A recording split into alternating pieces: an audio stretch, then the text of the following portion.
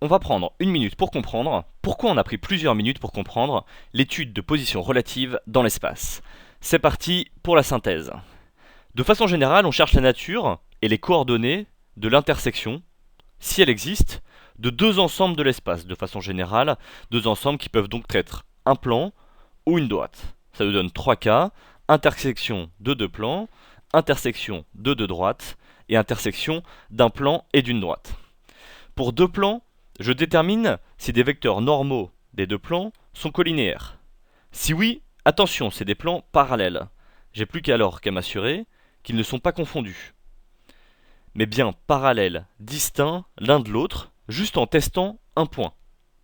Si ils ne sont pas parallèles, l'intersection de deux plans est une droite, dont on détermine une représentation paramétrique en partant d'un système qui comprend l'équation cartésienne du premier plan, l'équation cartésienne du deuxième plan, et on va rajouter une troisième qu'on pose arbitrairement, souvent z égale t.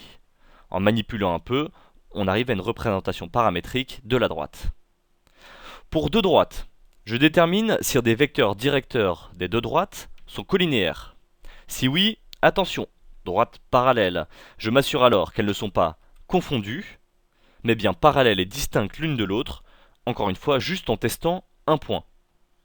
Si elles ne sont pas parallèles, l'intersection de deux droites peut être ou ne pas être. La question est de savoir s'il existe deux réels K et T pour qu'il y ait une unique solution au système, un unique point d'intersection. On parle alors de droites séquentes, on peut dire aussi qu'elles sont coplanaires, par opposition à deux droites random de l'espace qui ne se coupent jamais, qui elles sont dites non coplanaires. Pour un plan et une droite, je détermine si un vecteur normal du plan et un vecteur directeur de la droite sont cette fois orthogonaux. D'accord, c'est un peu plus compliqué, c'est pas collinéaire. Si oui, attention, la droite est à nouveau parallèle au plan. Je m'assure alors juste qu'elle n'est pas incluse dans le plan. Je teste juste un point. Si elle n'est pas parallèle, dans le cas général, l'intersection d'une droite et d'un plan, c'est toujours un unique point.